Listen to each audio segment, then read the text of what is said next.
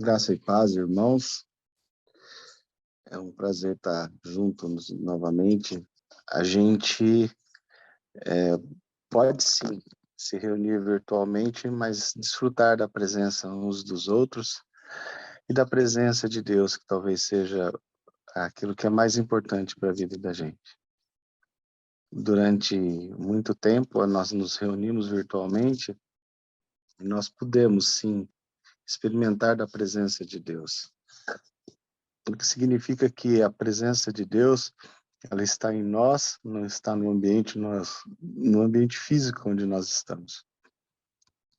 Então, que a presença de Deus seja percebida por todos, que a graça de Deus possa ser percebida por todos, que o Espírito Santo de Deus haja em nós, sobre nós, mesmo estando cada um nas suas casas.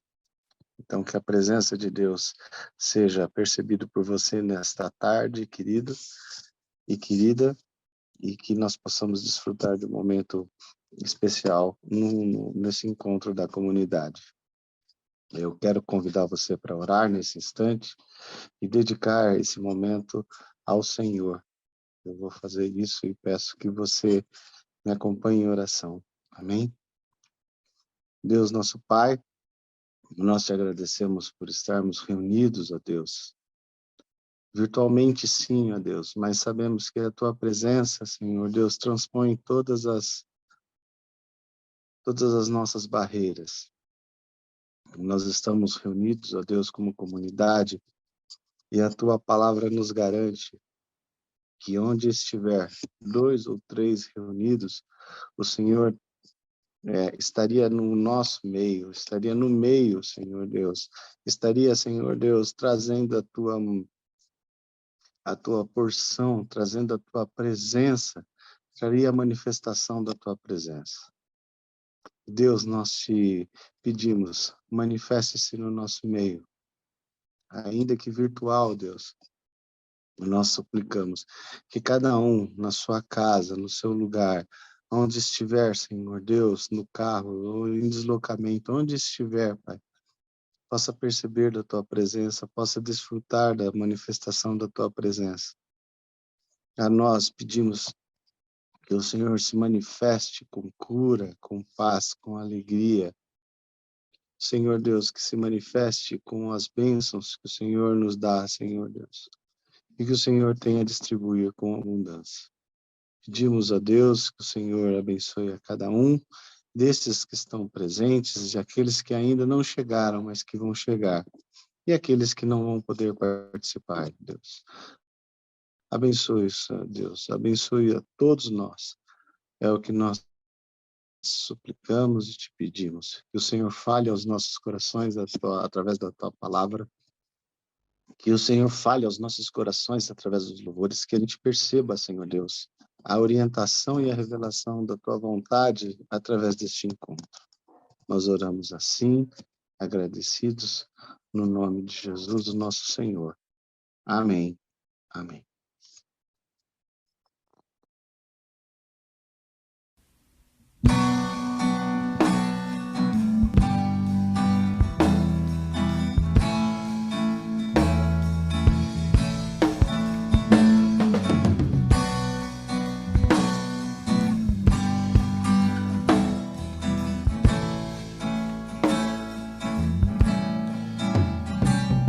Singelo e discreto,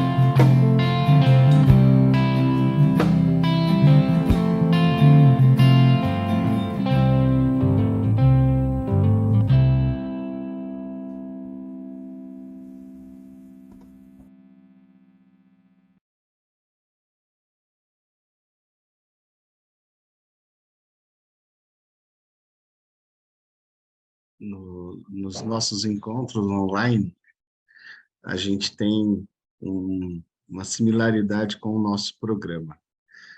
E quando nós cantamos na comunidade, em seguida, nós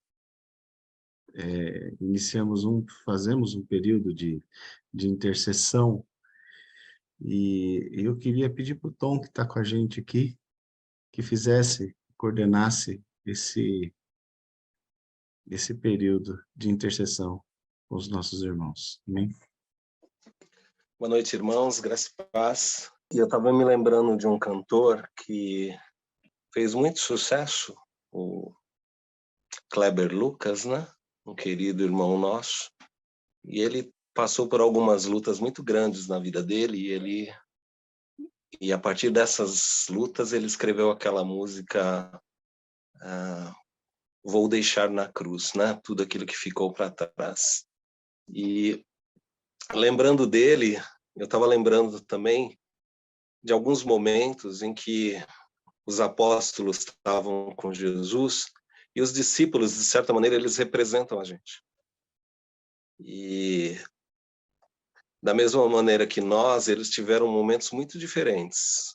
Aquele momento em que o mar estava revolto, que eles ficaram assustados, apavorados, e possivelmente aquela imagem de Jesus dormindo no barco é uma figura para a gente também, porque tem momentos da nossa vida que a gente está preocupado, angustiado, apavorado, assustado, com medo, e a gente pensa até que realmente Jesus não está no barco, ou a gente acredita que ele está no barco, mas a gente fica se perguntando por que ele não se manifesta, porque de alguma maneira é como se ele estivesse dormindo.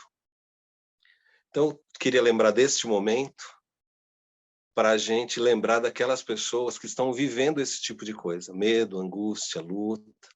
Nós temos irmãos com enfermidades, né? Você também provavelmente vai lembrar de irmãos que estão sofrendo, e aí eu queria que a gente lembrasse dessa imagem de Jesus e os discípulos no barco. Ou talvez você esteja naquele outro grupo que está vivendo aquela outra cena, que é quando Jesus está no Monte da Transfiguração com os discípulos, e talvez você esteja num momento da vida tão gratificante, tão glorioso, tão maravilhoso, que você está pleno aí, você está grato, você está com o coração cheio de alegria. Também, nesse momento, é um momento que a gente ora, que a gente agradece, que a gente intercede. Então, para nós orarmos, a importância da gente lembrar que não importa se a gente está no barco com o mar revolto, não importa se a gente está no outro momento, onde as coisas estão gloriosas e a gente está vivendo o Cristo transfigurado. Nós sempre devemos estar na presença de Jesus, orando e intercedendo e agradecendo. E essa é a hora que a gente tem, esse é o tempo que a gente tem, essa é a hora de você lembrar dessas pessoas, lembrar desses irmãos. Não esqueça das pessoas, né? Se você está no barco e está sofrendo, lembre que tem mais pessoas no barco sofrendo com você, mas principalmente que Jesus está lá. E se você está num tempo de glória, de gratidão por tanta coisa que você está vivendo, no verdadeiro monte da transfiguração, lembra daqueles que estão no vale. Lembra de orar por eles agora.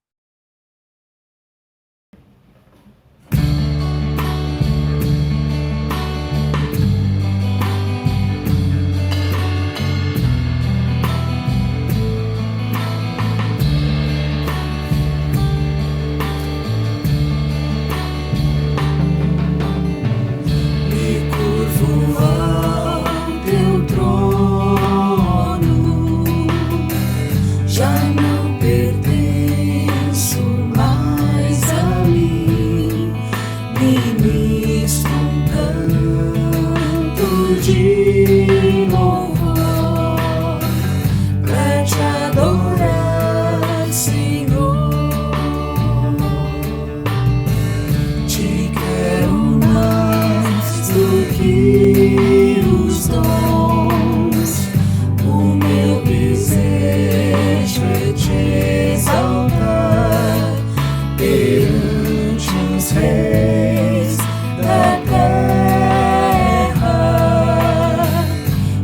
te honrar, Senhor. Aleluia,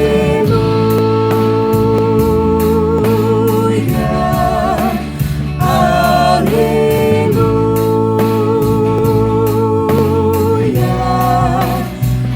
aleluia. Glória ao Rei dos Reis. Aleluia, aleluia,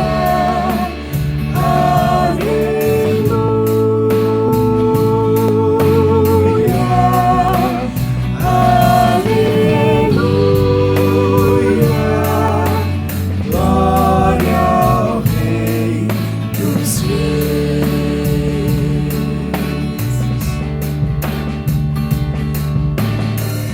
Te quero mais do que os dons. O meu desejo é te exaltar perante os reis da terra e te honrar, Senhor. Aleluia,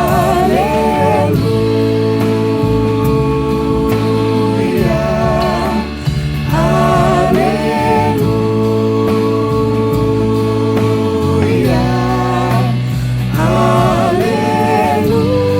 aleluia. Glória ao Rei dos Reis, Rei dos Reis. Aleluia, aleluia,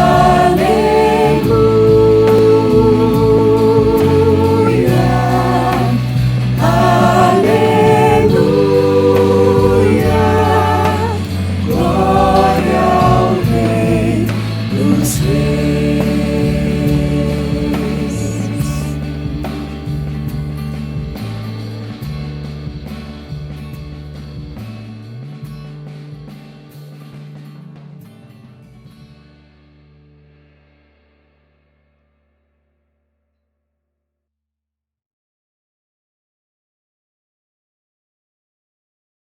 Graças a Deus, irmãos, é tempo da gente lembrar de Jesus, essa canção muito preciosa, o tempo em que a gente não pode tirar os olhos de Jesus de forma nenhuma, porque são tantos barulhos, são tantas turbulências, e no final a gente sabe que as pessoas mais vulneráveis ou mais ignorantes acabam sofrendo mais, e a gente precisa ser instrumento do reino de Deus para abençoar, para orar, para de alguma maneira se importar, e falando daquilo que para nós também é um privilégio, né? Que é o nosso tempo de oferta, de gratidão. Eu sei que o Elcio vai colocar aí os nossos informes, o Elcio e a Rebeca, e você tem a oportunidade de lembrar que, além de você ser um recurso de Deus, aquilo que o Senhor coloca nas tuas mãos também é um recurso de Deus, para que você possa ser usado de alguma maneira, né, com generosidade, para abençoar vidas, para socorrer vidas.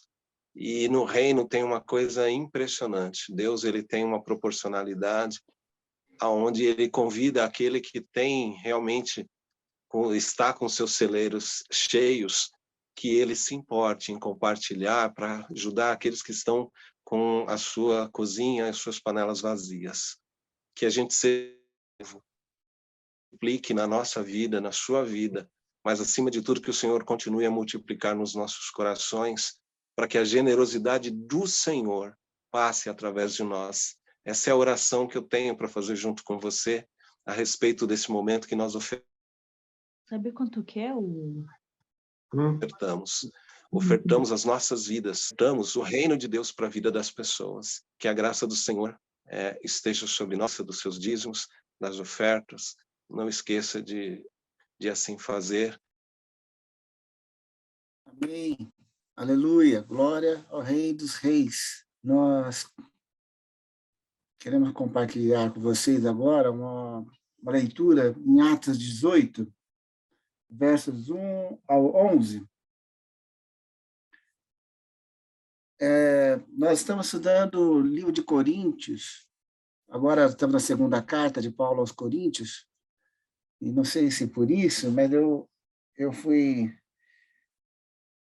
capturado por esse texto aqui, que fala da narrativa de Lucas sobre Paulo em Corinto. Eu queria ler com vocês. Depois disto, de eventos que aconteceram no capítulo 17, em Atenas, Paulo partiu de Atenas e chegou a Corinto. E achou um judeu, por nome Áquila, natural do Ponto, que havia pouco tinha vindo da Itália, e Priscila, sua mulher, foi ter com eles. E por ser do mesmo ofício, fabricantes de tendas, ficou com eles e trabalhava. Todos os sábados ele discutia na sinagoga e convencia judeus e a gregos. Quando Silas e Timóteo desceram da Macedônia, Paulo dedicou-se exclusivamente à pregação, testificando aos judeus que Jesus era o Cristo. Mas, resistindo e blasfemando eles, sacudiu ele as vestes e disse-lhes: o vosso sangue seja sobre a vossa cabeça. Eu estou limpo e desde agora vou para os gentios.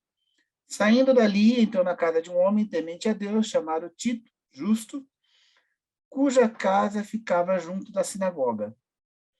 Crispo, principal da sinagoga, creu no Senhor com toda a sua casa, e muitos dos coríntios, ouvindo-o, creram e foram batizados. Disse o Senhor em visão a Paulo: não temas, mas fala, e não te cales. Pois eu sou contigo, e ninguém lançará a mão de ti para te fazer mal, porque tenho muito povo nesta cidade. Paulo ficou ali 1 ano e meio, e 1 ano e 6 meses, ensinando entre eles a palavra de Deus. Paulo, nesse cenário de passar de uma cidade para outra, em determinado momento, como a gente leu, eu estava pregando muito nas sinagogas e os judeus resistindo e blasfemando. Paulo, como que perdeu a paciência, sacudiu as vestes e falou: olha, o sangue de vocês seja sobre a cabeça de vocês, eu vou para os gentios. E mesmo ele vem, o versículo 7 explicando aqui, o chefe da sinagoga, o Crispo, tinha se convertido, tinha crido no Senhor, ele e toda essa família, lembrando que família nessa época não é só pai, mãe e filhos. Família nessa época é pai, mãe, filhos, escravos, pessoas, é um núcleo muito grande de pessoas, várias famílias juntas, os filhos dos filhos. É até interessante a gente ter essa consciência, para a gente não entender que, no contexto dos tempos bíblicos, se entendia a família como a gente entende hoje, uma família nuclear. E toda essa família, como está escrito aqui, toda a sua casa, e muitos dos coríntios, ouvindo, creram. Mas Paulo, que também foi para a casa de Tito Justo, foi acolhido, foi bem recebido ali, mas ele acha que se cansou, né? Se cansou, a resistência, a blasfêmia. Ele falou: ele se cansou e pretendeu ir para os gentios. Mas o fato é que Deus visitou Paulo em visão, provavelmente num sonho, pode ser que seja num sonho, e disse: Paulo, não para. Não temas também. Paulo já tinha sofrido muito na mão dos judeus. A maior parte do sofrimento de Paulo não foi em virtude de Romanos, do imperador. Até esse momento, pelo menos, a igreja ela não era perseguida pelos romanos, ela era perseguida principalmente pelos judeus. E acho que Paulo, que já tinha experimentado muita dor nessa perseguição, ele devia estar bem desanimado, e Jesus pega e se apresenta e fala para ele uma frase que eu quero enfatizar: Paulo, eu tenho muito povo nessa cidade. eu gostaria que a gente parasse para pensar que a motivação para as nossas vidas, para os nossos ministérios, uma vez que nós nos entregamos ao Senhor, não necessariamente pode ser a partir daquilo que a gente enxerga ou daquilo que a gente deseja, estabelece como meta, mas que possa ser a partir daquilo que o Senhor tem para nós. Jesus está falando assim, ó, eu tenho pessoas nesse lugar. Eu tenho uma gente que eu já amo, que eu já escolhi. E se a gente não quiser fazer devocional, não quiser aplicar a Bíblia, a gente pode ficar brincando aqui com teologia, né? Porque eram pessoas que Deus já está falando, são minhas. Eu tenho muita gente neste lugar. Pessoas amadas por Deus, que já são dele, que só precisam ouvir. Só precisam que você, Paulo, vai lá e explique para eles. Por isso, Paulo, não tenha medo desses judeus que se levantam com muito ódio sobre você, que zombam, que ameaçam. São pessoas que provavelmente não eram ali desse local da sinagoga, mas eram fora da sinagoga, uma cidade de Corinto que era considerada uma das cidades mais promíscuas da época. A gente estava lendo hoje que ela, ainda que todas as cidades gregas fossem, hoje nas nossas olhos, libertinas, mas Corinto batia recordes, né? Eles chamavam a atenção entre eles mesmos da libertinagem, da promiscuidade da cidade. E aí me chama a atenção, né, o interesse de Deus por pessoas neste local. E a ponto que ele fale, olha, não temas, não olhe para você, eu vou cuidar de você. Eu não vou deixar que você seja ferido, ainda que ele já tinha sido muitas vezes ferido no corpo, mas Deus está falando, eu estou contigo.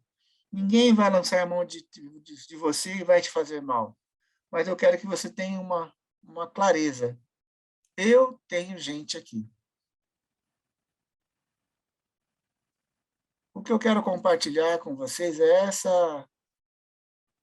essa possibilidade de que onde nós estamos, Deus tem gente dele. Alguém já parou para viver sobre essa perspectiva? Normalmente a gente olha assim, Deus tem alguma coisa para mim neste lugar onde eu estou? Deus tem bênçãos para mim aqui? Deus tem propósito para mim neste lugar? Será que a gente já se perguntou, Deus tem gente dele neste lugar onde eu estou? E que eu preciso aguentar o tranco, resistir, sem medo, com a boca aberta, sem me calar? É uma perspectiva que tocou o meu coração hoje. Eu queria compartilhar isso com vocês, porque a gente tem muito a ideia do estar testemunhando simplesmente pelo jeito que a gente mas tem uma palavra de Jesus aqui para Paulo, olha, fala, não te cales. Eu sei que isso pode não ser universal, que nem todos têm um dom de abrir a boca e sair falando, mas eu queria que a gente pensasse na perspectiva de que Deus nos plantou em lugares e ele tem coisa dele nesses lugares. Às vezes são pessoas, às vezes são, como a gente tem aprendido, a criação também geme para que a gente possa salvá-la. Às vezes são sistemas que nós temos que salgar para não apodrecer. Mas o que me salta aos olhos hoje é que Deus tem interesse, Deus está interessado em pessoas ou circunstâncias ou causas ao redor de nós. E pode ser que ele esteja falando para um de nós, ou se não para muitos de nós hoje, olha, não saia, resiste à oposição, aguenta o tranco das ameaças, de cachorro latindo, porque, como diz acho que o apóstolo Pedro, né? Ou acho que o Pedro que fala aqui, que o diabo anda ao nosso redor latindo, rugindo como um leão, mas ele só é como um leão, ele não é leão, mas ele ruge e nos assusta. Né?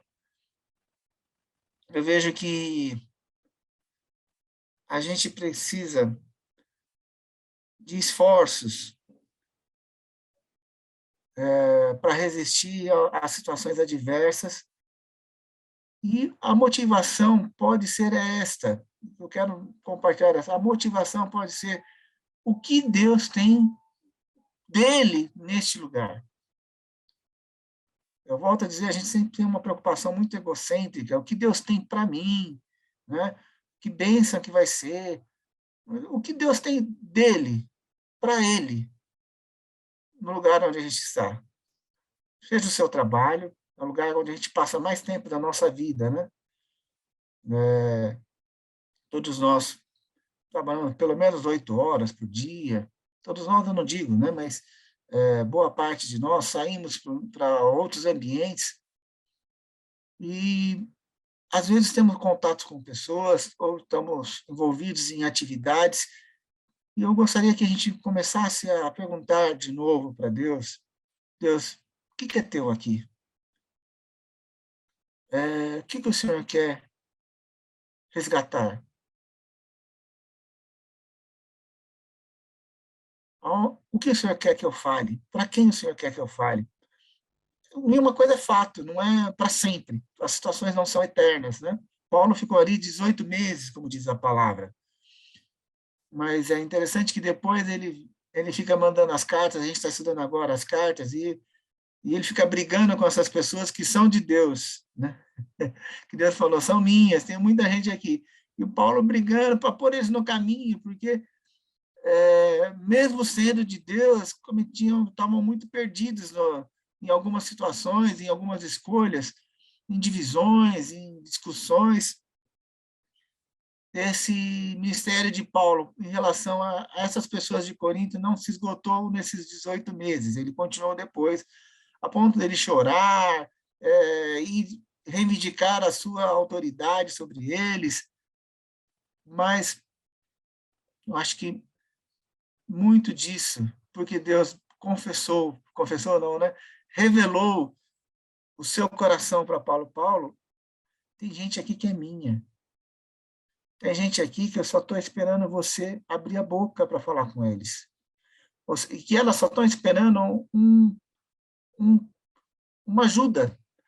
São pessoas de outras religiões, né? Pessoas que não tementes propriamente a Deus, não prontas, sem uma vida moral e ética adequada, mas que Jesus já os via como é gente minha, é gente que eu tenho neste lugar. Eu oro para que Deus, se onde estivermos, existir alguma coisa que seja dele, alguma pessoa que seja dele, que ele fale conosco como ele falou com Paulo.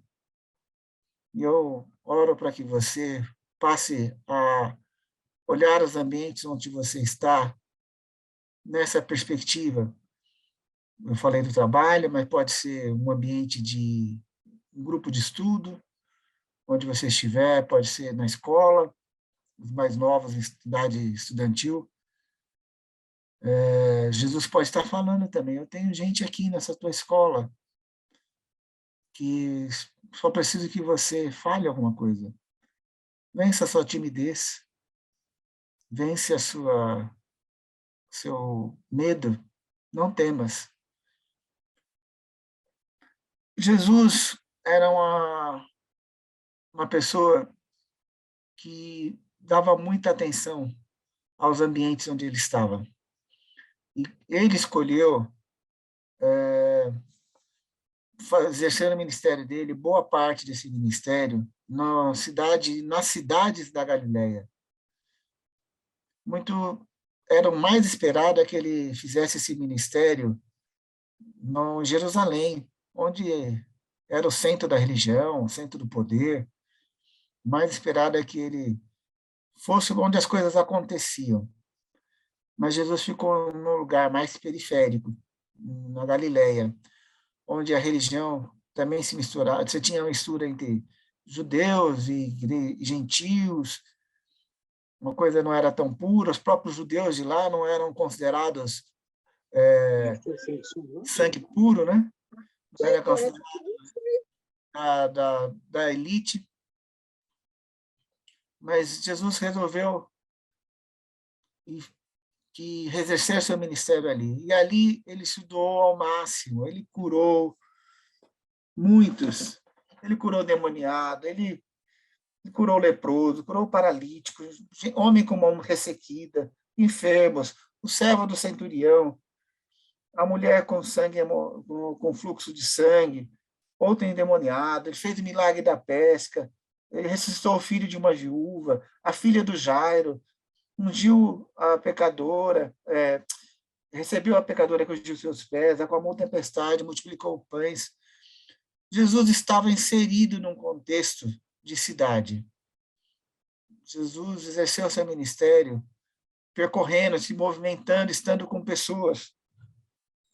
E é interessante que quando João mandou perguntar, o discípulo João já estava preso, falou, você é mesmo o que deveria de vir? Jesus, no capítulo 7, 22, falou, olha, vocês viram e ouviram, os cegos vêm, os aleijados andam, os leprosos são purificados, os surdos ouvem, os mortos são ressuscitados e as boas novas são pregadas aos pobres. O próprio Jesus já tinha dito isso, que o Espírito Santo o havia ungido para isso. O que mostra, dá uma dica de que esses que Jesus tem podem ser os mais vulneráveis, podem ser os mais empobrecidos, os mais enfermos, os endemoniados. Só para a gente começar a abrir os olhos e tentar discernir quem são esses que Jesus fala, olha, eu tenho gente aí perto de você. Nem sempre são os mais ajustados, os moralmente exemplares. Pode ser que sejam os renegados, os mais necessitados, os mais carentes. Quando Jesus falou também, depois que ele viu a multidão, ele teve grande compaixão delas, porque andavam cansadas e abatidas, como ovelhas que não tinham pastor. E aí ele falou, olha, a seara é muito grande, mas são poucos os ceifeiros. Parece que a seara de Jesus são essas pessoas que andam cansadas e abatidas, como ovelhas que não têm pastor. Então, eu junto esses dois textos. Jesus tem gente, pode ter gente perto de nós. Eu peço que você, cada um de nós, faça essa conferência com Jesus. Tem gente aqui, Deus, que é teu, perto de mim. E, se tiver que discernir, talvez passe pelo crivo de Jesus. Olha, a seara é grande, tem muita gente que anda cansada e abatida, como ovelha que não tem pastor. Por fim, ele fala, orem para que o Senhor da seara mande ceifeiros para a sua seara. Nós já falamos isso outras vezes, hoje eu quero encerrar relembrando isso.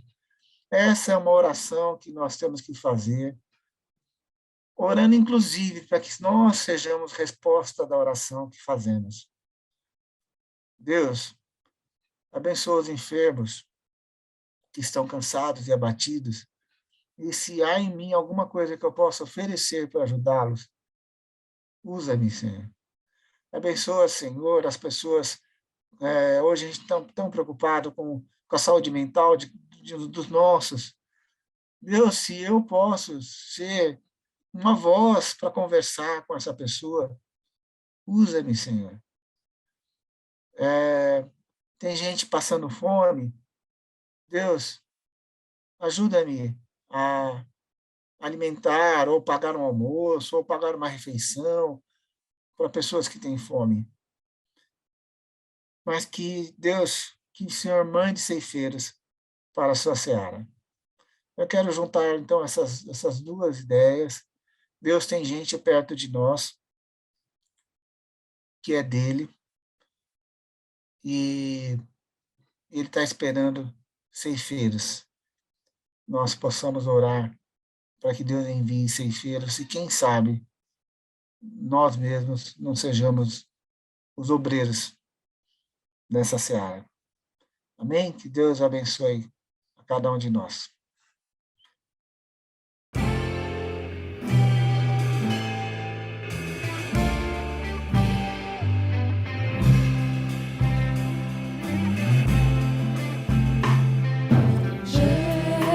Jesus, justiça de Deus, Filho do homem, Filho de Deus, teu reino vem.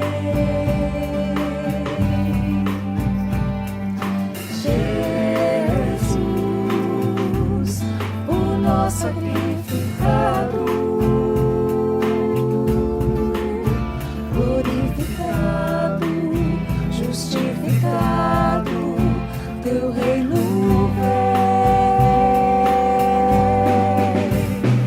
Este reino não findará, sua glória eterna,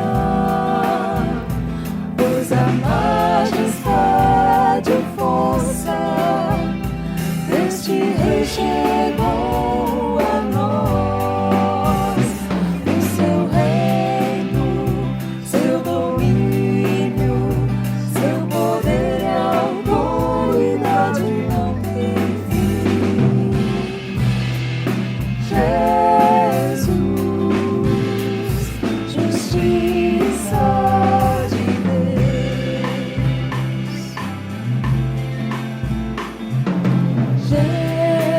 Jesus, a exalta expressão do amor de Deus, da sua graça, do seu perdão.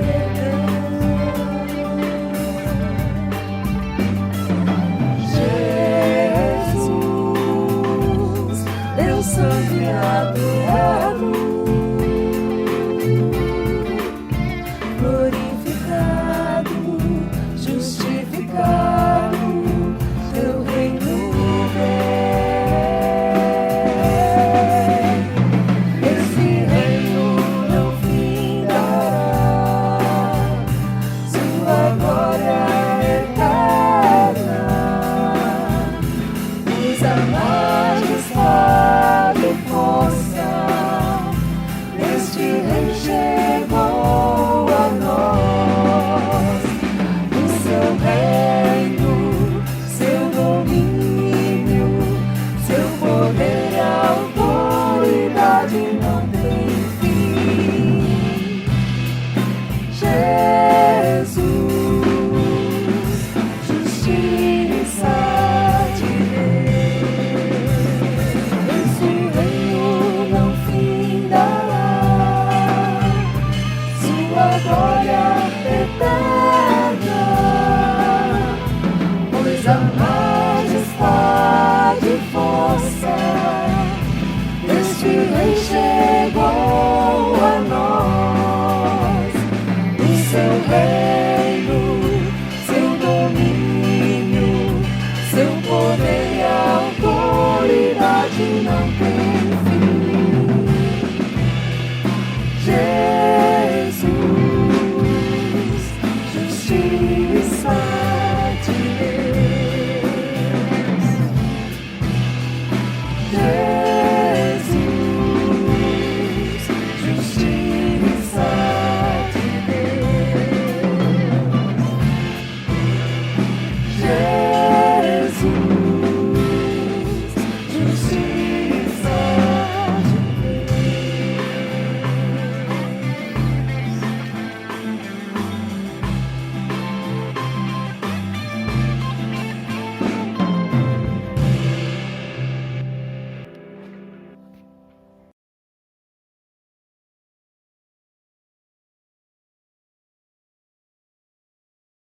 Naquela noite, o Senhor falou a Paulo, nessa noite o Senhor falou a nós, não tenhamos medo,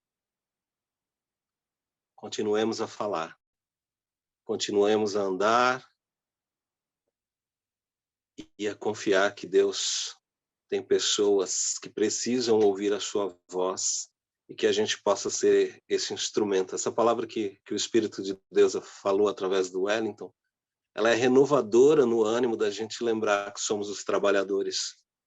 Que o Senhor nos dê espírito de ousadia para confiar e não parar diante do medo, não parar diante das portas do inferno, que a gente continue realmente. Esse é o tipo de marcha que a gente deve fazer.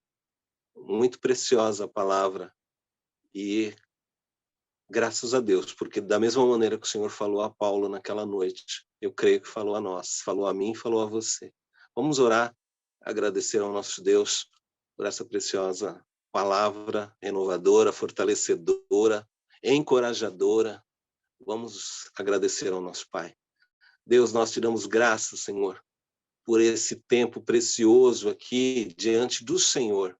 Te damos graças, Deus, pelos louvores, pelas canções, pelos irmãos. Te damos graças, Senhor, porque assim como o Senhor falou a Paulo naquela noite, falaste a nós nessa noite, Senhor, nos convocando, ó Deus, para continuarmos a marchar em nome do teu reino, Senhor, para continuarmos a ser um sinal do teu reino sobre a face da terra, para não nos deixarmos abater com notícias falsas, para não nos deixarmos abatermos, Senhor, com grandes gritos, grandes rugidos. O Senhor tem nos chamado, ó Deus, a atenção para nós nos lembrarmos a quem nós servimos, para nós nos lembrarmos de olhar para Ti, para nós nos lembrarmos da missão, Senhor. Então, te damos graças por isso tudo, Deus, porque tem tudo a ver contigo, tem tudo a ver com Jesus, tem tudo a ver com o Espírito Santo, Pai.